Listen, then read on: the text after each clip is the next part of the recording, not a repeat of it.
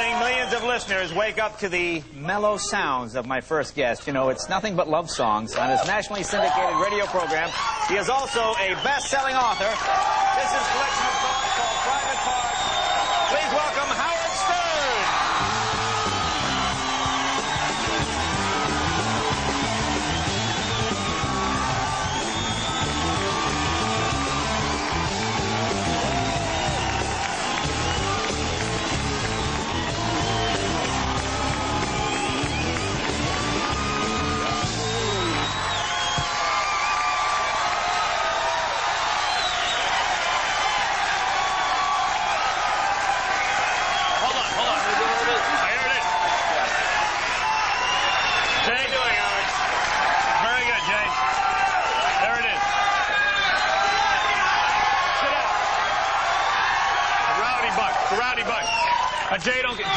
Jay is very nervous about my appearance here tonight. I'm not nervous. You always say I'm not nervous about you. He's very nervous.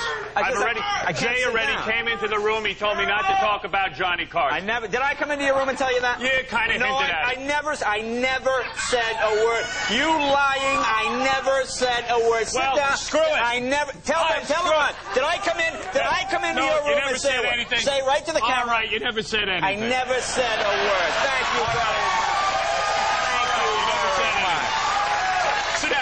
I can't sit down. This is my First of all, let me just move this here for a second. But let me say something. I want to say something about these two guys. I feel Jay has a competitive problem. I've said this on the show before, Jay.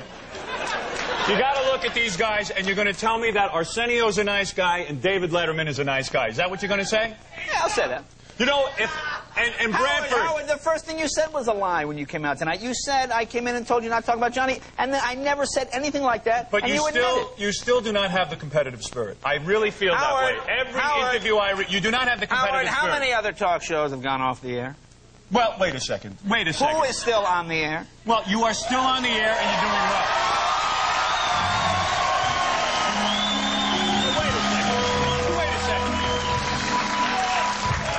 Branford sitting over there. He doesn't care what happens. He's not competitive. Branford, why don't you take this Arsenio poster and rip Arsenio's head off? You want me to do that? Come over here.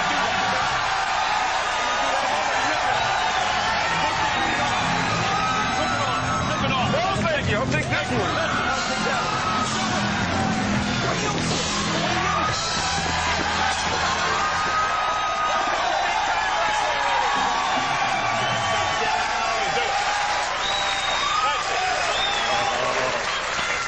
Competitiveness. That's how you got to feel about all that's big-time wrestling. That's... You know, it's unbelievable. And by the way, I want to say that I truly love Branford. Branford is one of the nicest black men I ever met in this country. Really is.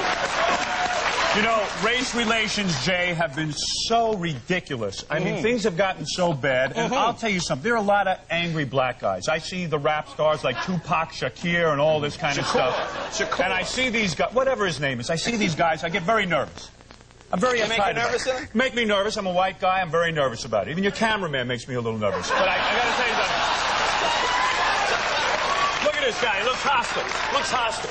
Anyway, very hostile. But I feel good. I feel comforted. I think all black guys should be like Branford. I want to hold him up as an example, as a role model. He's a nice guy. Thank you. I hang around with him. He has nice things to say. You know what? He's nicer than Sinbad. And I love that about you, Branford. I do. That's why I love this man. Thank you. He's a fine, fine man. He's a fine man. There's a lot of good things going on in the show, and I'm happy to be here. Thank you, Master. Okay, it's good.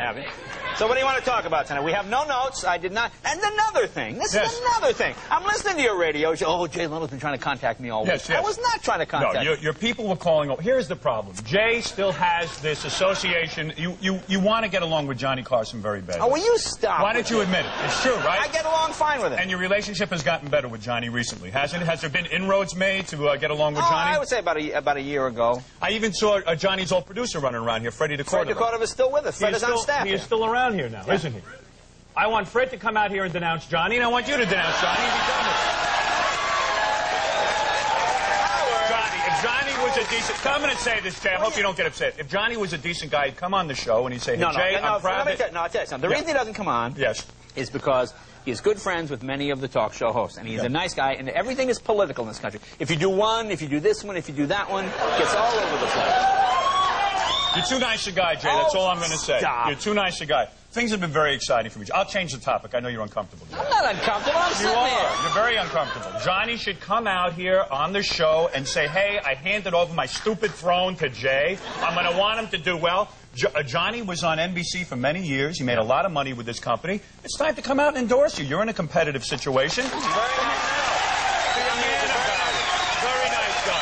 Very nice guy. He had nice things. Sitting home, he's staring at a wall somewhere. Yeah, he had very nice things to say about all of us. Yeah, he said a lot of nice things. Won't come on the show. Yeah. Okay, now listen, Jay, I want to say something. You happen to be a great guy. I'm happy to be on the Tonight Show. Thank you. It's exciting to have you, Howard. Yes, there's a lot of... Let's turn it around. Now let's talk about you. Yes. What about you in the talk show arena? Come on. Okay. Jay, I've been very fortunate. Shut up. I've been very annoying. I have him thrown out.